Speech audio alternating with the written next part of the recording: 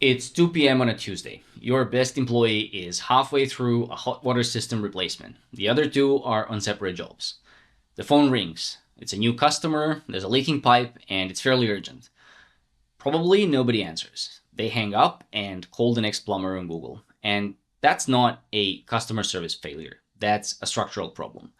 Every trade business has it because you can't answer the phone when you're under a sink and a customer typically can't wait. I'm not a plumber, I'm an AI automation specialist, and the operational problems I see across trades businesses are remarkably similar. They are things like missed calls, slow quotes, no follow-up, no review requests, manual scheduling, and the pattern is the same in HVAC, in cleaning, electrical, and in plumbing. So by the end of this video, you'll know what AI can and can't do for a plumbing business, where each application makes the biggest difference, and which one to tackle first based on where you're losing the most. Plumbing is a high urgency category. People don't generally browse 3 websites and then sleep on it. When something's leaking, they call and they will book with whoever answers first. Studies on trades and home service businesses consistently show that the first company to respond gets the job the majority of the time. So most plumbing businesses miss 20 to 40% of their calls during the day. And obviously that's not because they don't want to answer. It's because the people who would answer are on jobs. So phones go to voicemail and customers hang up and move on. So here's what an AI receptionist does. It answers every call. It sounds like a human receptionist because it's trained on natural conversation. It asks what the customer's needs help with. It assesses urgency, like a burst pipe versus blocked drain versus hot water not working. And it takes down details and it books a call back. Or if you've got live calendar availability connected, it books the job directly. The real value here isn't just the calls you save, it's consistency. You never have a week where the receptionist is sick or on lunch or just slow to pick up. It's every call, every single time. And in plumbing, where one captured emergency can be worth more than a week of marketing spend, the ROI on never missing a call is usually self-evident literally the first time it happens. Second one, after-hours emergencies. So plumbing emergencies don't respect business hours, obviously. Burst pipes happen on Saturday night and hot water systems fail on Sunday morning. And the people who call at 11 at night are desperate and willing to pay premium rates. But if nobody answers, they either wait until Monday if they can, or they find someone else, which is more frequent. The AI receptionist handles after-hours calls with a different script.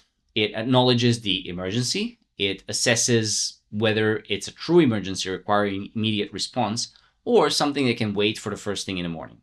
So for a true emergency, it texts the on-call tech directly with the caller's details and a summary of the situation.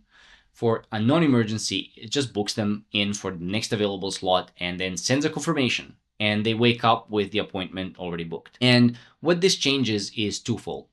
The on-call person gets one structured text with everything they need. Instead of a panicked voicemail they have to call back and decode. The customer gets a response instead of a voicemail. And then Monday morning, you don't have 3 messages from people who gave up over the weekend. You usually have something that's booked. So there's one thing AI can't do here. It obviously can't diagnose the problem and it can't decide whether something is actually an emergency. The triage questions have to be set up by you. So what qualifies as needs someone tonight for your business specifically? That's a one-time setup, but it requires your input. Third one, quote follow-up. So you do the inspection, you send a quote, the customer says they'll think about it, and then nothing. You wait a few days, maybe you feel awkward about following up, you get busy with other jobs, and the quote often dies. Some of those quotes would have converted if someone had just followed up once. Maybe not aggressively, just a simple, did you get a chance to look at that? Maybe 2 or 3 days later. And the manual version requires somebody to remember which quotes are outstanding, check the ages, and send the follow-up. And in a busy business, this just doesn't happen consistently. So what an automation does here is simple. It tracks every quote sent and it fires a follow-up sequence. Day 3, something like just checking whether you had any questions about the quote we sent through. And then maybe on day 7, you would have something like, wanted to follow up one more time. Happy to adjust the scope. If pricing is a concern, just let me know. And then day 14, a simple close like, if the timing isn't right, no worries, we'll be here when you're ready. And each of these messages stops the moment the customer responds or books. The AI here isn't doing the quoting, it's just making sure the quotes don't go quiet. The interesting part is where the wins come from. So you've already done the inspection, you've already written the quote, the cost of producing it is sunk, and any extra conversion from consistent follow-up is pure recovered revenue on work you'd already done. And for most plumbing businesses, this is the cheapest jobs they'll ever win. Fourth one, review collection. So Google reviews are the most valuable marketing asset a plumbing business can have. They affect how high you rank in local search. They affect whether someone calls you or the company below you. And they're almost impossible to get after the fact. Most plumbing businesses have far fewer reviews than they deserve, because it's not that their customers are unhappy, it's that they've never asked, or they asked too late, or the customer just forgot. So the system here is simple. When a job is marked complete in your system, an automated message is sent within 24 hours. Something like, hey, glad we could sort that out for you. If you've got 2 minutes, a Google review would really help our small business. Here's the direct link. And that's the entire system. One message sent automatically after every completed job. But the timing really matters here. Research shows that review request response rates are 5 to 10 times higher within 24 hours of a positive experience versus, let's say, a week later.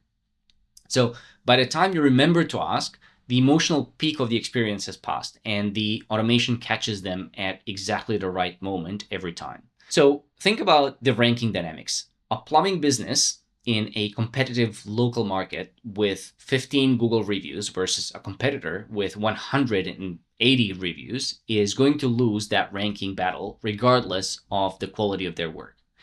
The reviews aren't just testimonials, they're a ranking signal. And getting from 15 to 80 reviews in 3 to 4 months from consistent automated requests is realistic for a business doing, let's say, 30 or more jobs a month.